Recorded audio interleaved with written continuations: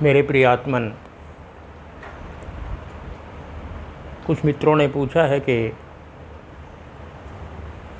हम जहाँ भी देखते हैं सभी सौंदर्य की, सुंदरता की बात करते हैं।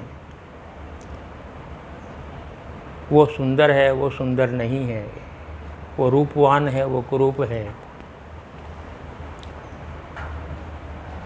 क्या परिभाषा है सौंदर्य की? कोई मापदंड है क्या सौंदर्य का?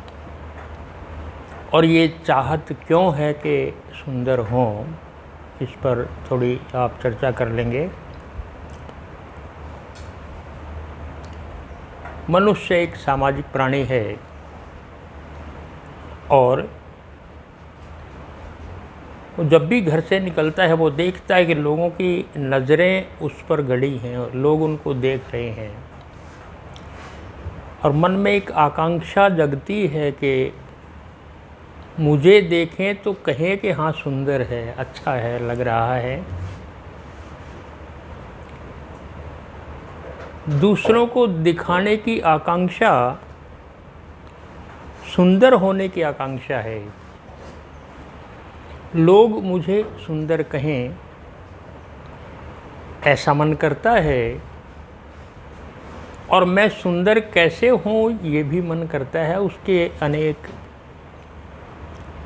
साधन हैं, किस प्रकार हुआ जाए, क्या किया जाए, मनुष्य हजारों वर्षों से करता रहा है।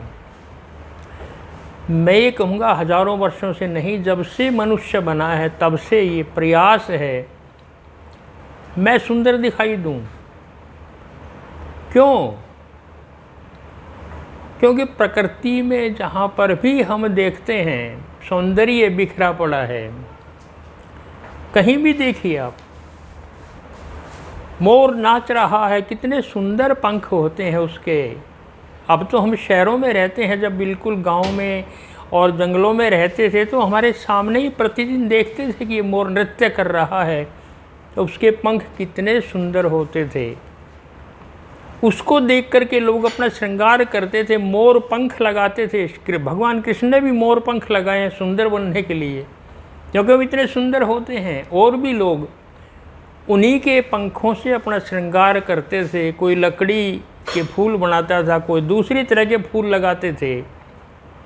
जो भी साधन उपलब्ध थे, सोना चांदी चाहे हीरे पन्ने ना हो, लेकिन प्रकृति में जो भी उपलब्ध था उससे वो अपना श्रृंगार करते थे सुंदर बनने के लिए। कोयल को देख लीजिए, गाती है। तितली को देख लीजिए, कितने सुंदर पंख होते हैं उसके। जहाँ पर भी आप देखोगे बिखरा पड़ा है सौंदर्य। कितनी प्रकार के पक्षी आकाश में उड़ते हैं, सब सुंदर होते हैं, सब रंगीन होते हैं, चारों तरफ रंगीन बिखरी पड़ी है।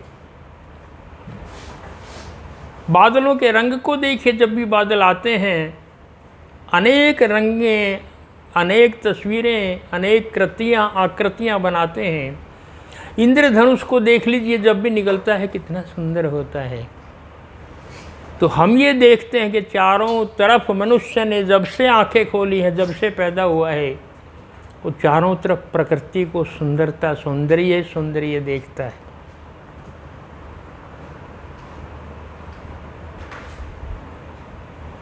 आदमी उसी प्रकृति का हिस्सा है, अलग नहीं है प्रकृति से।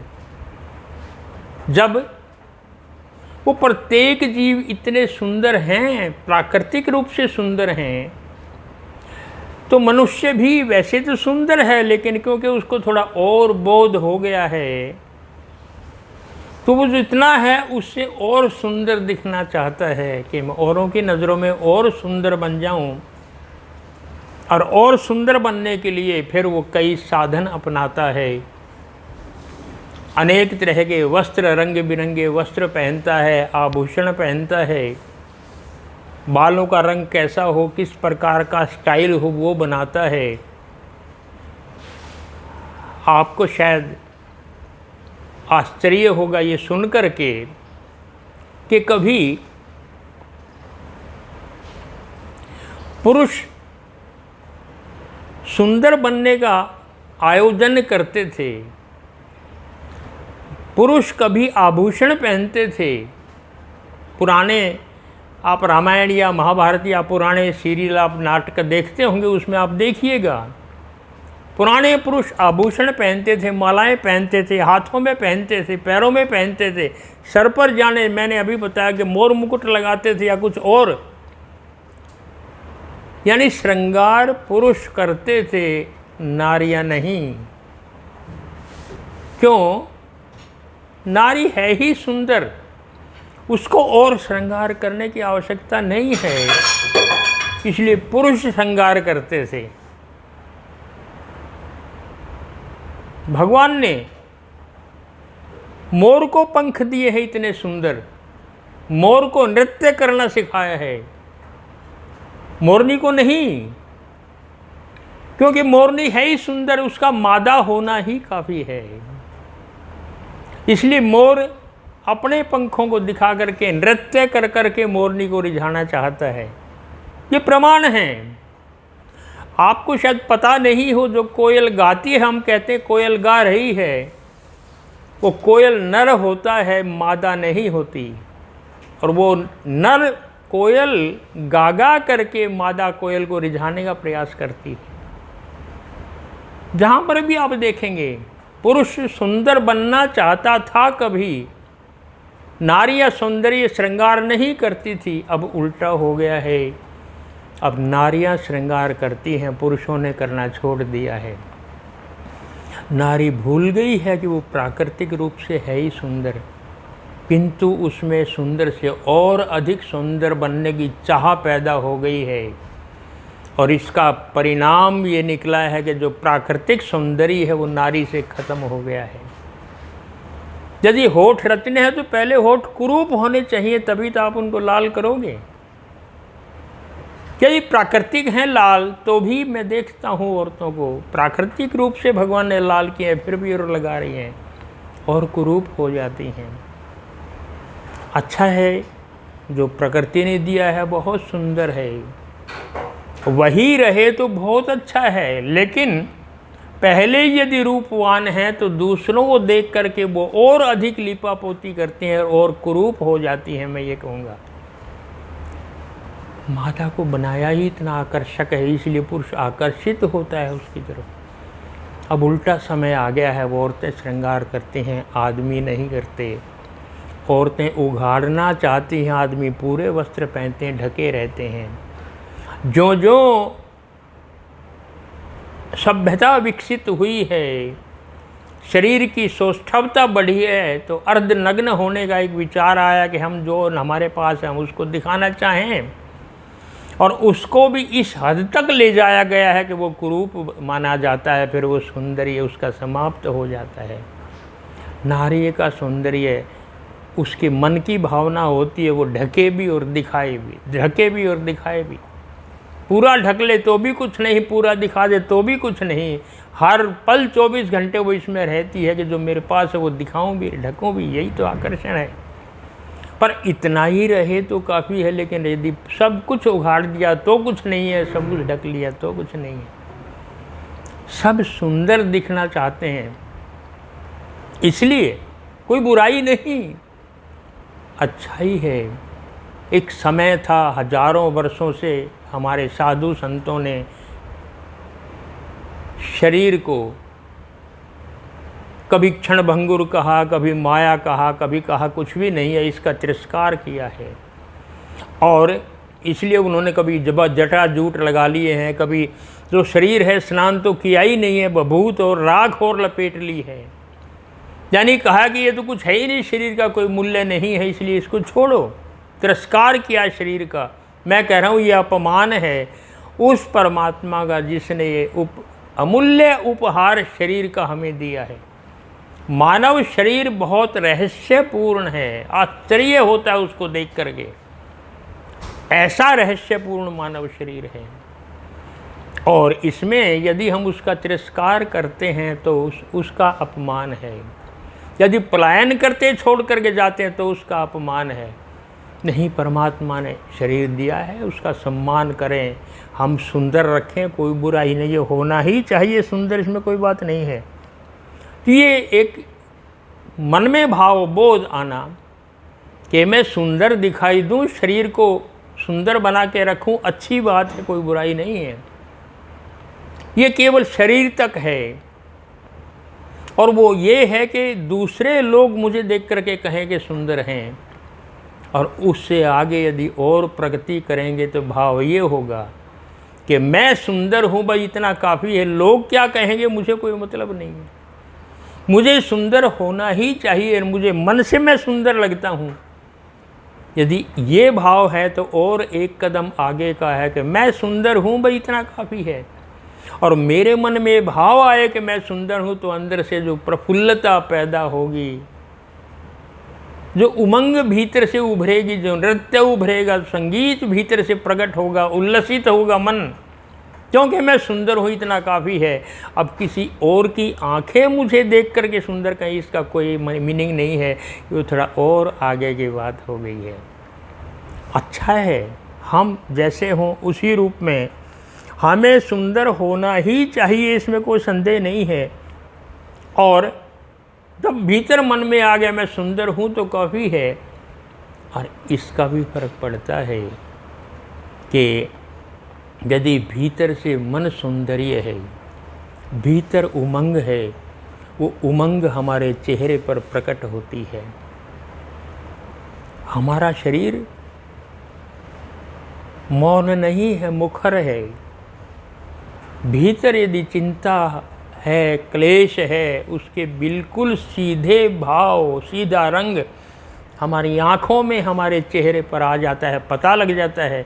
हम ऊपर से कितना ही फिर लीपा पोती कर लें, कोई वस्त्र पहन लें, लेकिन भीतर का जो रंग है वो हमारे चेहरे पर आ जाता है, बता देता है सुंदर नहीं है। और यदि भीतर आनंद है, शांति है, उमंग है,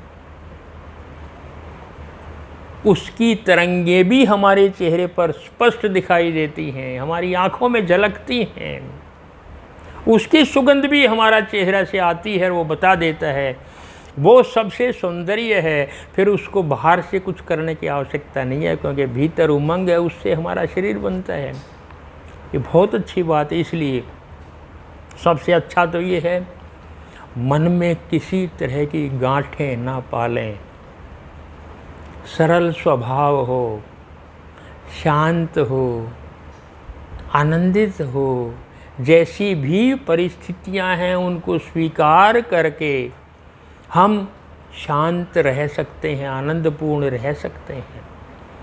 अधिक की चाह ना हो तो भीतर का जो उमंग है वो हमारे चेहरे पर प्रकट होता है, और वो हमें सौंदर्य लाता है। वो स्वाभाविक सौंदर्य है, वो प्राकृतिक सौंदर्य है।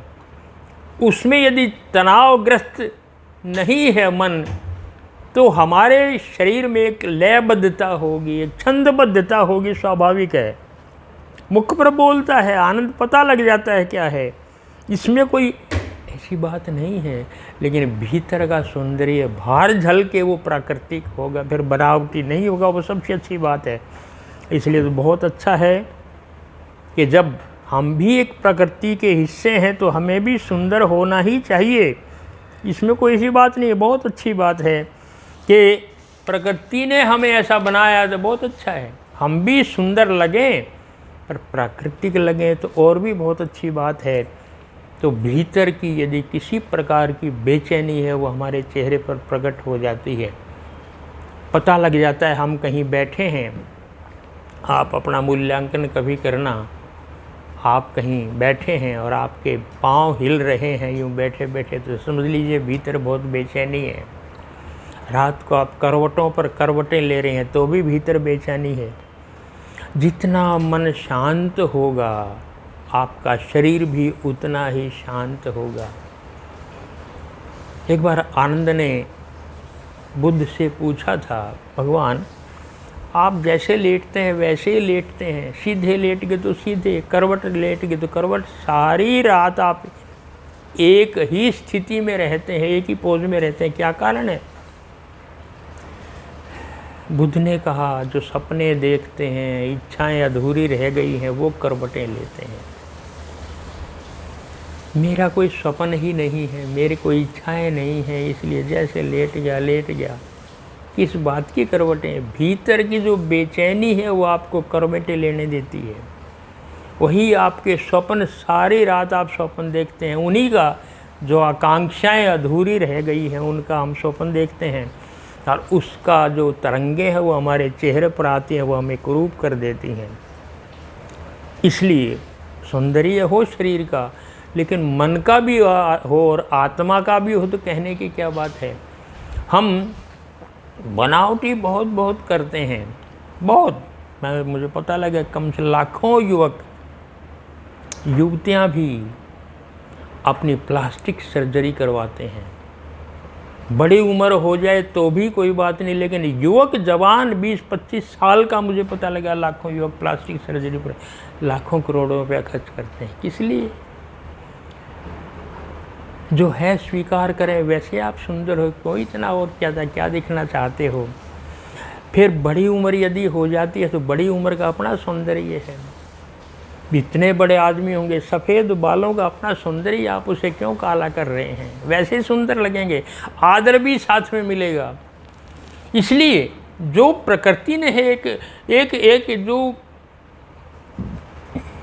बड़ी उम्र है, वही वृद्ध आप हो गए हैं, उसका अपना सौंदर्य आप देखिएगा। भीतर का सौंदर्य यदि है तो आप महात्मा गांधी को देखिए। मैं तो देख कर आश्चर्य रहता था महात्मा गांधी को। जब उनकी जवानी का फ़ोटो देखा तो बिल्कुल सुंदर नहीं थे जब वो वकील थे, लेकिन जो ही वो बुढ़ापे होते चले गए, जब वो महात्मा हुए, मैं उनके चेहरे पर देखता था क्या सौंदर्य होता था। ध्यान में बैठते थे आंखें बंद करके या प्रवचन करते थे, सत्संग करते थे, तो बहुत सुंदर चेहरा गांधी का दिखाई देता था। आप मदर टेरेसा का देखिए, बुढ़ापे में वही हमारे पास फ़ोटो, कितना सुंदर चेहरा दिखाई देता है, क्योंकि मन की उमंग, मन की शांति ऊपर दिखाई देती है। सुंदर दिखाई देना अच्छा है, बुरा नहीं है, इसमें कोई संदेह की बात नहीं है, और दिखाई देना चाहिए। एक छोटा सा उदाहरण दे रहा हूँ।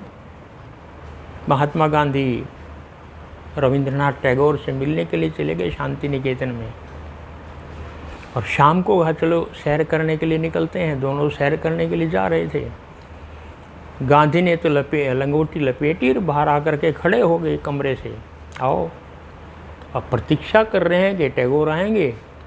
5 मिनट, 10 मिनट, 15 मिनट हो गए, रविंद्रनाथ दिखाई नहीं दिए। कहने कहाँ रह गए? जाके देखते हैं तो रविंद्रनाथ टैगोर शीशे के दर्पण के सामने खड़े हैं और एक दाढ़ी के एक बाल को ठीक कर रहे हैं, कभी हाथों से कभी कंघे से। गांधी ने कहा क्या कर रहे हो इस उम्र में? इतने श्रृंगार की, इतना देखने की आवश्यकता क्या है? क्या कर रहे हो तुम ये? रविंद्रनाथ टैगोर तो कवि थे, ऋषि थे, उनका क्या कहना। उन्होंने कहा देखो, जैसा मेरे पास है कम से कम उसको तो मैं सुंदर बना लूं, ताकि हम बाहर जाएं तो लोगों को असुंदर ना लगे। लोगों को मेरा चेहरा कुरूप लगेगा तो वो भी हिंसा है, वो किसी की आंखों में चुभेगा। इसलिए जैसी भी मेरे बाल हैं, दाढ़ी है, जैसा मेरा शरीर है, कम से कम उसको तो मैं सुंदर से सुंदर जो हो सकता है वो बना लूँ अपना सारा कर के, ताकि मैं किसी को अच्छा लगूँ तो वो अहिंसा है, और मैं किसी को कुरूप लगूँगा, मेरे बाल हो या मेरा चेहरा हो या मेरा सर के बाल हो, किसी को चुभे तो वो मैं हिंसा कर रहा हूँ। ये कविता, एक काव्य कैसे गांधी नहीं समझ सकते थे। रविंद्रनाथ टैगोर तो बहुत बड़े कवि हैं, भीतर से कवि ऋषि हैं। वो कह रहे नहीं, ये अहिंसा की परिभाषा है जिसको गांधी कभी समझ नहीं सके। उनके लिए कुछ और अहिंसा थी, टैगोर उनसे और आगे चले गए। मैं इसलिए सब कुछ संवार रहा हूँ जो मेरे पास है, किसी को अच्छा लगूँ तो वो अहिंसा है। अच्छा लगना बहुत अच्छी बात है। एक और परिभाषा पूछा था अभी मैं कि क्या परिभाषा है सौंदर्य की, इसको भी थोड़ा हम और समझ लेंगे। क्या परिभाषा है सुंदर होने की? सौंदर्य वो है जो प्रतिपल निखरता जाता है। सौंदर्य वो है जो प्रतिपल बढ़ता जाए, उसको सुंदर कहते हैं। बढ़ता हो, घटा ना हो, घटता ना हो, इसलिए आपने सुना होगा 14वीं का चांद सबसे सुंदर होता है, पूर्णिमा का नहीं। क्योंकि 14वीं का चांद अभी और सुंदर होगा, पूर्णिमा तक जाते जाते बढ़ेगा। तो सौंदर्य की परिभाषा 14वीं के चांद की है। पूर्णिमा का चांद तो अब आगे घटता चला जाएगा। पूर्णिमा का चांद उसका सौंदर्य घटेगा और 14वीं का चांद बढ़ेगा अभी। इसलिए सौंदर्य की परिभाषा है जो प्रतिपल प्रतिपल बढ़ता चला जाए। आप ये मत समझना कि इसका अर्थ हुआ कि यदि कोई वृद्ध हो गया है तो उसका सौंदर्य घटता रहा, नहीं। मैंने अभी बताया उसका सौंदर्य और अच्छा लगता है। भीतर की सत्य की, आनंद की, शांति की जो तरंगे हैं उसके चेहरे पर आती हैं। क्योंकि पूरी जवानी में उसने जो खुराफातें करनी थी कर लिया, अब कुछ काम करने थे कर ली, इच्छाएं पूरी कर ली, अब क्या रहा। अब तो उसको शांत होना ही चाहिए इस उम्र में। उसकी भीतर की उमंग, तरंगे, उसकी शांति, अनिच्छा, सब कोई इच्छाएं पूरी हो गई तो उसकी तरंग उसके चेहरे पर दिखाई देनी चाहिए। तो वो सौंदर्य बढ़ता है, आप उसे घटता हुआ ना समझें। परिभाषा वही जो सौंदर्य प्रतिपल बढ़ता हुआ दिखाई दे, वो सौंदर्य परिभाषा है। घटे तो फिर कुरूपता आ गई है धीरे धीरे। इसलिए हम ये कहेंगे कि जो परमात्मा ने हमें दिया है उसका उपहार है, हमें उसको बहुत बहुत बहुत बहुत सुंदर, जितना हम हो सकें उतना हमें सुंदर उसको बना के रखना ही चाहिए। जो जो सभ्य समाज होगा शरीर को फूल की तरह रखेगा, पत्थर की तरह ना समझें इसे, इसको फूल की तरह समझें और इसको परमात्मा का उपहार समझें, अपना भी ना समझें कि इसको श्रृंगारित करें। लेकिन जितना प्राकृतिक हो उतना अच्छा है। बाकी कुरूपता को ढकने में कोई बुराई नहीं, मैं ऐसा कह रहा हूँ, अच्छी बात है।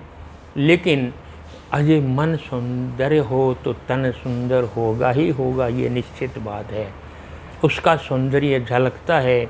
और इस बात जो जो हमारे बोध बढ़ेगा और मनुष्य होने का तो और सुंदर दिखाई देंगे।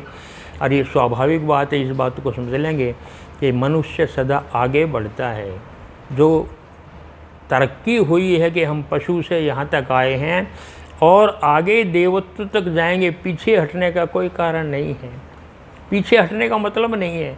तो जितना हम और तन के साथ साथ मन को भी सुंदर बना सकें, उसके तरंगे हमारे चेहरे पर आएंगी, निखार दिखाई देगा। और किसी भी उम्र में, प्रत्येक उम्र का अपना एक सौंदर्य होता है।